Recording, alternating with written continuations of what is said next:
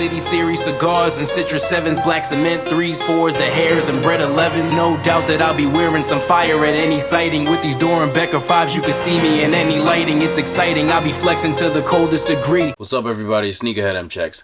I got the 2023 Playooff Jordan 8s currently scheduled to release Saturday, September 30th. So as usual, we're going to take a close detailed look at the shoe from all angles. After that, I'm going to put them on and step around them so I can see how they look on feet. Then I'm going to share my opinion on the shoe, and then I'll talk about release predictions, reselling predictions, and all that stuff. So let's get right to it.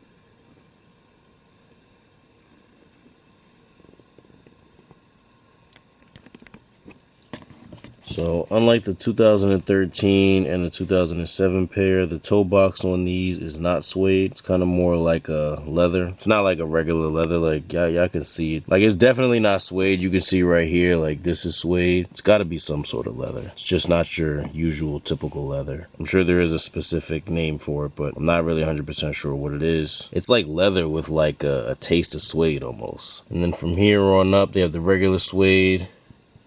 Straps got the regular suede, you can see that.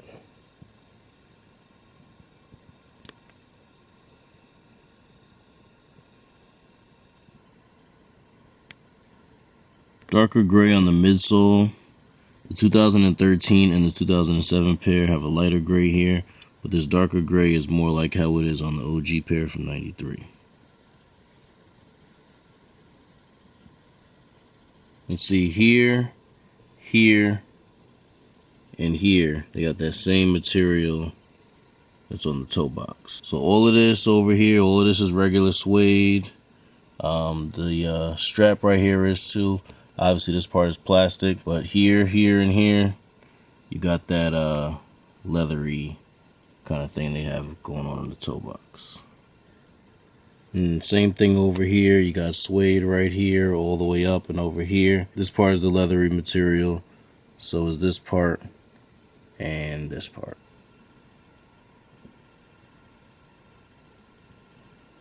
And this gray on the midsole almost looks black at some angles. Like, I don't know if the OG was that dark, but it's kind of hard to tell because damn near every pair from '93, the midsole's all crumbled and shit, so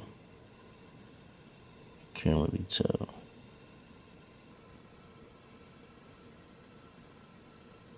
And yes, you got the red pull tab on the back, just like the 1993 pair. On the 2013 and the 2007 pair, they made this pull tab black. So this is the first time that we're getting the red tab on these since the 93 release.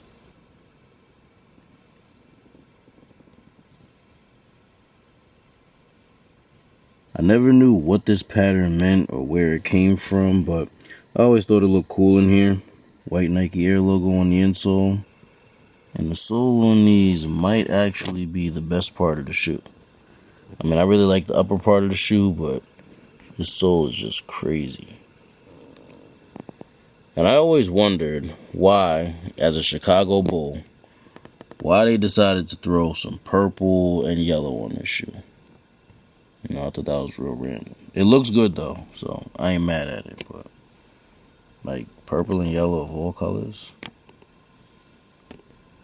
Here's the box. Same box we've been getting a lot of pairs in lately. Just hits a little different with these because this looks like the box that the '93 Playoffs came in, just with a different label. Air Jordan 8 Retro, black, true red, and white. Here's the bottom of the box.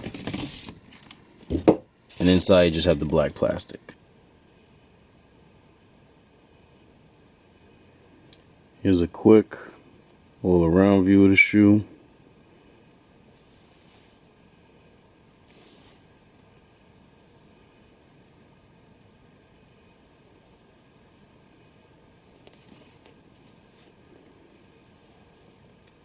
Alright, now let's see how they look on feet. I won't even line them with goons. I send some bitches on them. Once I get the drop, I go Barnes to Derek Fisher on them. I'm just getting back to my ways of being consistent on them. Never change up, don't end up being submissive on them. I ship it out to any state if you gon' buy it first. But I just wanna rap and do YouTube, cause honestly I'm tired of work.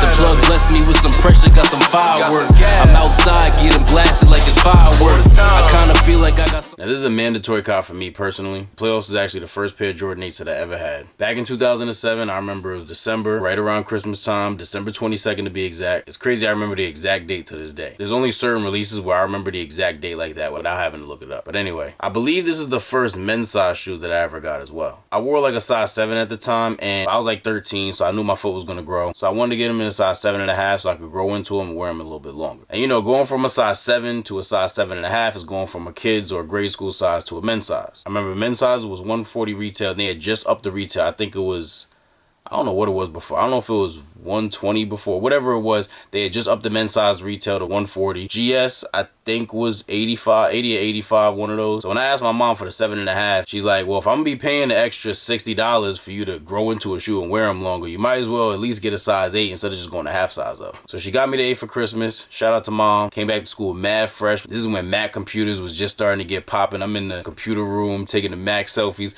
holding up the shoes because the Mac couldn't get my foot in the picture. And so yeah, this retro was a must for me. I still got my 07 pair. Obviously, I can't fit them anymore. And when the 2013 pair came out, I was still able to fit these. So I passed on the 2013 pair and wore these until I outgrew them. And then by the time that happened, like, I just never got around to getting the 2013 pair. So when I heard we were getting these, I was real excited, and I've been looking forward to them. The material differences on these is going to take some getting used to for me, just because I'm so used to that 07 pair where the suede is more consistent throughout the upper. I believe the 2013 pair is the same way. See, because like that was my first pair of 8s, and you know, I'm just so familiar with the shoe because I've owned it for so many years. I think I like it that way better. But at the same time, I gotta respect it being like this because that's how it was on the OG. I will say the difference in material does seem to be a little bit more extreme on these than the 93 pairs. Like in certain lighting, it looks real different. And I've never seen a 93 pair where it really looked as different as some of these 2023 pairs have in certain lighting. But overall, I think they did a good job redoing the OG. And they finally, I know I mentioned it earlier, they finally gave us the red pull tab on the back. First time since 1993. I know to some people that's a very minor detail, and y'all like, why are you beasting over a little ass pull tab? It's just the OG thing, you know what I mean? Like, it's not a big difference, but it does pop out way more than the black. Like, if you look at this shoe, just from this angle, the red here just brings this part out. Whatever angle you can see this at, it's gonna bring out the other red parts in the shoe. You know what I mean? Like, from here, this brings out this. From the side, if you can see, it's gonna bring out this part. On the 2007 pair, like,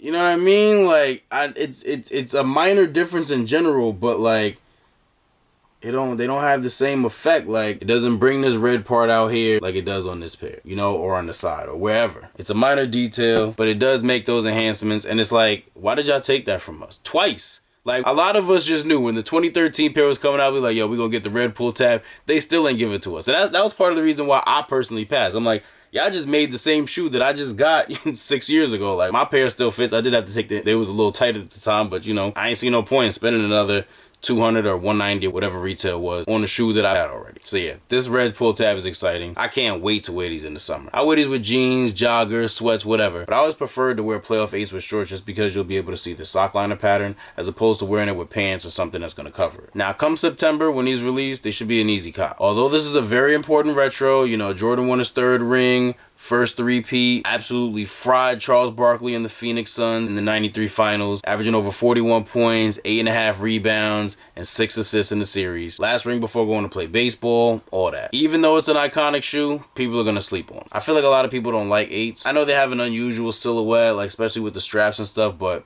y'all bugging. These shits is fire. Now, I know there's plenty of us that do like 8s, but if they got certain Jordan 6s, Jordan 5s, even Jordan 1s now, Jordan 7s, sitting in stores the way they have been lately, they'll definitely let some 8s sit. I can't even remember the last time a pair of 8s released, had demand, resold well, and was hard for people to get. Other than Dorenbeckers, like, I guess the Rui Hachimuras, but like, that's low-key like a special release. Like, they did the whole special box and all that, like, that's different. I don't know. People even slept on the Aqua 8s the last time they released. I know that was a while ago, but like, if y'all sleeping on Aqua 8s, like, ain't nothing safe. Like, if y'all sleeping on Aqua 8s, y'all about to sleep on any general release Jordan 8, because Aquas are crazy. So you shouldn't have any problem getting these. If you don't get them on release day, you should definitely be able to catch them on a restock. I feel like at some point you may even be able to catch them for under retail. Now, I'm not 100% confident about that, but there is a decent chance. I feel like this release is going to be pretty similar to the way the Playooff 13's release was. So resellers, be careful. You could make some money on these depending on what kind of clientele you have and your timing. But in general, like, if you're just getting started as a reseller or you don't have a wide range of clientele, tell, like, I would probably stay away from these and only cop them if I wanted them for myself. I definitely wouldn't hold on to them to invest in them, because in general, people just don't like 8s like that. And if people don't like a shoe like that, like, chances are it's not going to go up that rapidly. But even without considering all that, if you just look at the price history on the 2013 Playooff 8s, that's really all you need to see. Like, 2013 pair obviously came out in 2013. Now, this price history starts at 2017, and pairs are selling like at retail. So yeah, now I know that was 10 years ago and times are different, but seeing that and just knowing how people are with 8s is all I needed to see to be confident that these are not going to be a good investment. So yeah, good luck to everybody on copping these. You probably won't need it, but I'm gonna still wish y'all some anyway. Leave a comment and let me know what shoe you want to see me review next. If this video is helpful or informative in any way, I'd really appreciate if you give it a thumbs up. Also, if you're interested in more early reviews like this or any other sneaker related content, please do us both a favor and subscribe to my channel. Just make sure you tap that little bell icon next to the subscribe button and select all.